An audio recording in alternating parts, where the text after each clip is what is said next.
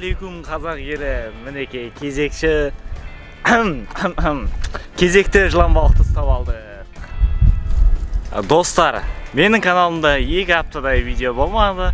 Себебі бізде аяқ астынан күн суытып, қар жауып, қыс болып кетті, көктем келе жатыр еді.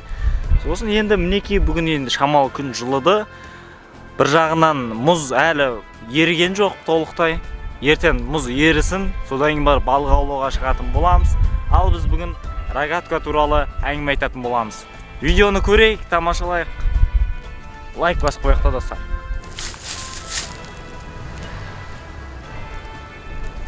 Достар, ең көп қойылатын сұрақтардың бірі, былайынан көздеп тұрған кезде мына оқ былайынан қолға тимейді ма деген сұрақ қойылады. Яғни бұл қолға тимейді, өйткені мына резинканың инерция күші екі жақтан тұр. Екі жақтан күш тартқан кезде дәл ортасынан кететін болады.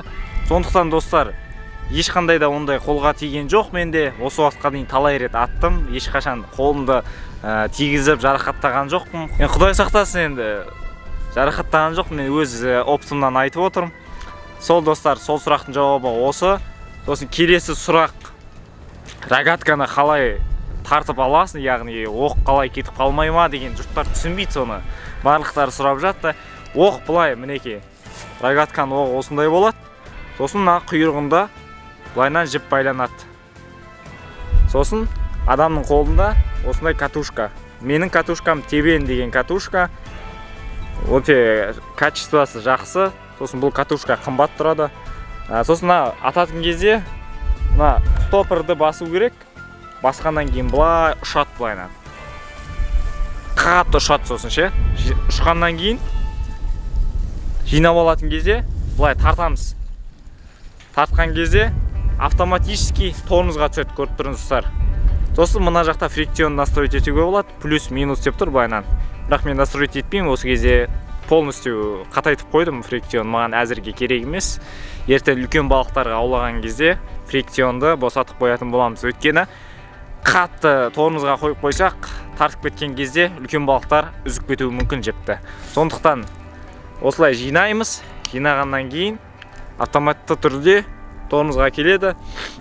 Егер де сіздер мына тормозды, яғни стопер дейді, осыны баспасаңыздар, сіздерде катушканың ішіндегі механизм кетіп қалуы мүмкін, немесе мына жақтан атқан кезде жіп үзіледі да, оқтың өзі ұшып кетеді.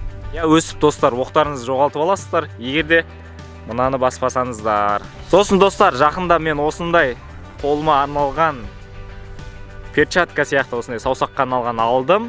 Резинкеден жасалған. Яғни қолым таймайды, сосын қолымды жарақаттамайды.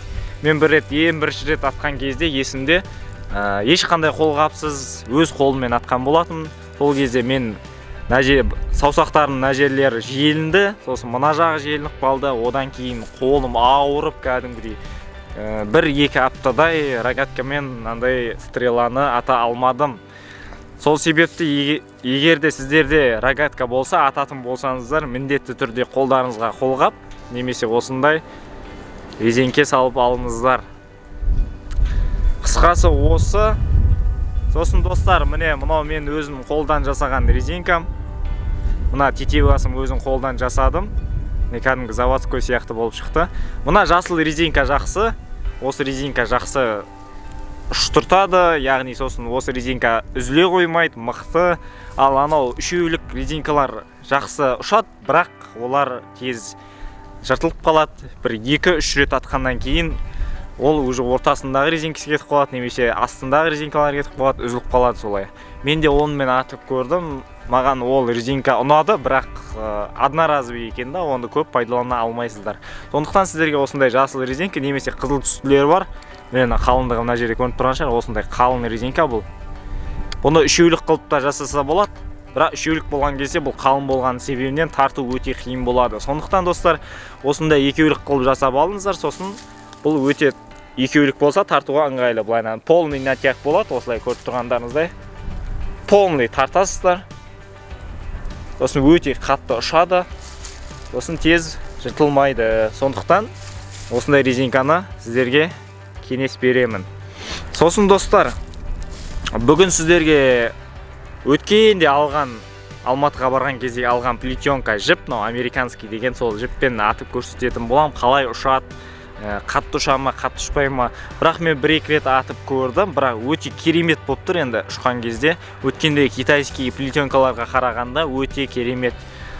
Сондықтан сіздерге советую деймін ба, орысша кеңес беремін осындай плетенка алуға. Сосын қымбат плетенка алыңыздар, арзан плетенкалар болмайды.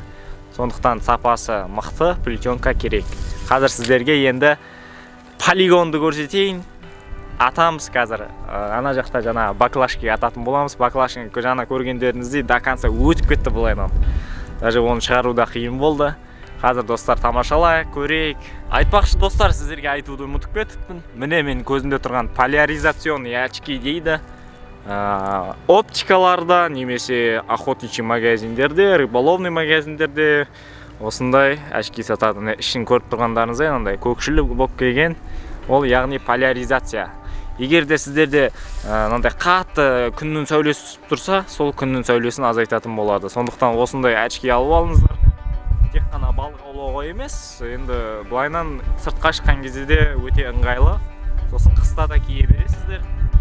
Қыста анандай қар түскен кезде қар былайынан көзге қатты түседі, сол кезде көздеріңіз біртүрлі болып кетеді, кәдімгідей зайчик ұстап қалғандай ше, кәдімгідей басыңыз ауырып сондай болып кетеді. Сондықтан осындай поляризационный очки қыста да, жазда да, көктемде де, күзде де керек болады. Сондықтан осындай очки сатып алыңыздар.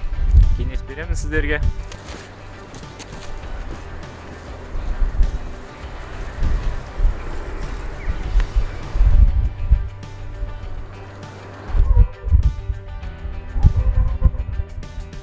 Достар, осы кезде шамамен 5-6 метрдей қашықтықта тұр. Сіздерге атып көрсетейін. Негізінде балыққа шыққан кезде 5-6 метр жеткілікті. Одан алысқа енді қиын болады тигізу. Міне, басуды ұмытпайық. Басылым міне шығып тұр.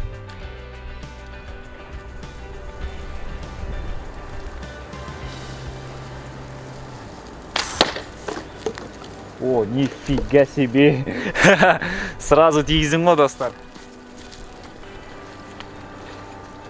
Ұмытпаппын атуды. Уже 1 жыл болды ғой атпағалы.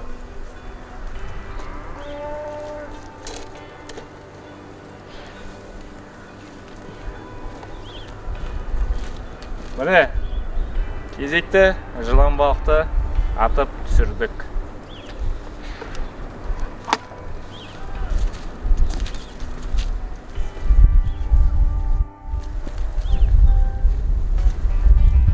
Тағы да ататын боламыз.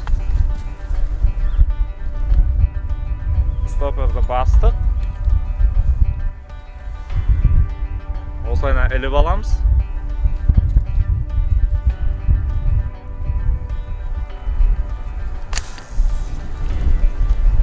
Көрдіңіздер ма? Қисық кетіп қалды. Барлығы мен мерген деп ойлауым мүмкін. Кей кезде енді осындай да жағдайлар болады, өйткені точно тигізу деген енді мүмкін емес. Сразу. Кей кезде болады жағдайлар.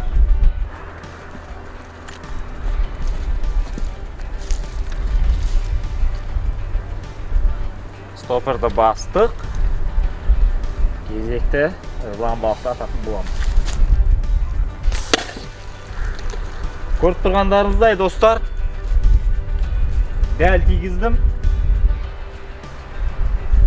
Баклажканың арғы бетіне өтіп кетті кәдімгідей. Күші мықты.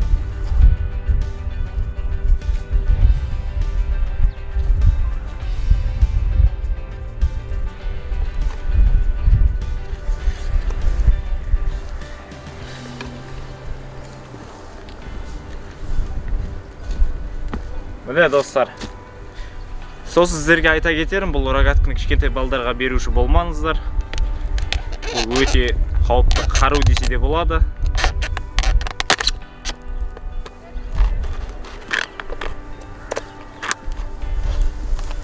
Не көріп тұрғандарыңыздай, даже мен өзімнің қолыммен әрең кіргізіп жатырмын.